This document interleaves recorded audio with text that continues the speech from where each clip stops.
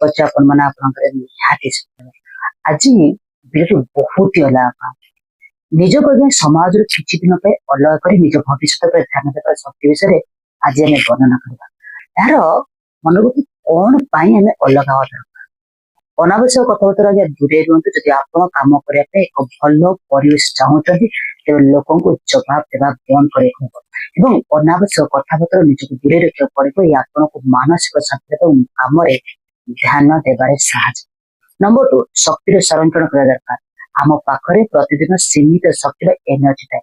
ଏ ଶକ୍ତିକୁ ଗୁଜବ ବା ଗସିପରେ ନଷ୍ଟ ନ କରି ନିଜ ଲକ୍ଷ୍ୟ ହାସଲ କରିବା ଉଚିତ। ଯଦି ଆପଣ ଏହି ଶକ୍ତିକୁ ବାହାରେ ନଷ୍ଟ କରିଦେବେ ତେବେ ପଢିବା କିମ୍ବା କାମ କରିବା ପାଇଁ ଶରୀରର ଶକ୍ତି ହିଁ ରହିବ ନାହିଁ।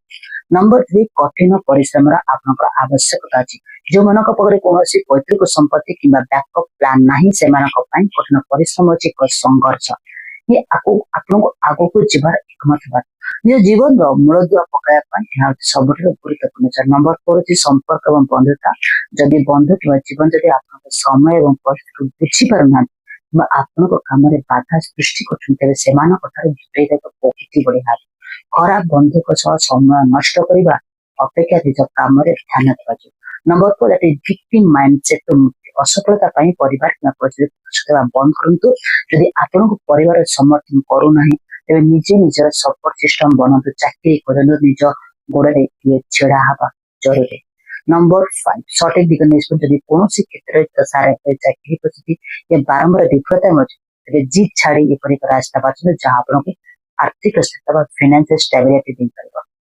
ମନେ ରଖନ୍ତୁ 6 ମାସର କଠିନ ପରିଶ୍ରମ ଏବଂ ନିଜକୁ ଏଇ ଚାରିଖାନ୍ତ ଭିତରେ ବନ୍ଦ କରିବା ଦ୍ୱାରା ଜୀବନ ସୁନ୍ଦର ହେଇପାରିବ। କାହିଁକି ନା ଆପଣ ଏହି ଯୋଉ ଦୁଃଖଦାୟକ ସମାଜରୁ ବଞ୍ଚୁଛନ୍ତି। କାହିଁକି ନା ସବୁବେଳେ ମରି ମରି ବଞ୍ଚିବା ନିଜେ ଥରେ ସଫଳତାର ଯୋଉ ସ୍ୱାଦ ଅଛି ନା ତାକୁ ଚାକିରି ମର ଆଜ୍ଞା କିପରି ଲାଗିବ ମତେ ଆଜ୍ଞା ଯେତିକି କଥା ଆପଣଙ୍କୁ କହିଲେ ନା ସବୁଠାରୁ ଆପଣ ମନେ କରନ୍ତୁ ସକ୍ସେସ ଇଜ ମ୍ୟାଣ୍ଡେଟୋରୀ। ଆପଣ ଏଇଟାକୁ କାର୍ଯ୍ୟକାରୀ କରିଦେବେ ଆପଣଙ୍କ ଡେ ଟୁ ଡେ ଲାଇଫରେ।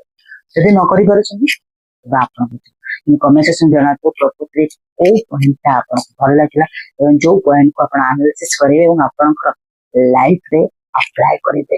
କମେଣ୍ଟ ସେକ୍ସନ ଜଣାନ୍ତୁ ମଧ୍ୟ ଆପଣ ନେକ୍ସଟ ଭିଡିଓରେ ରେଗାର୍ଡିଂ ଭିଡିଓ ଚାହୁଁଛନ୍ତି ଏବଂ ଯଦି ଆପଣ କିଛି ବି ଏକ୍ସାମ ପ୍ରିପାରେସନ କରୁଛନ୍ତି ନା ତ ଏଇ ଭିଡିଓରେ ନିଶ୍ଚିତ ଦେଖନ୍ତୁ ଏବଂ ଆପଣ ସେୟାର କରିବାକୁ ଜମା ବି ଭୁଲିବେନି।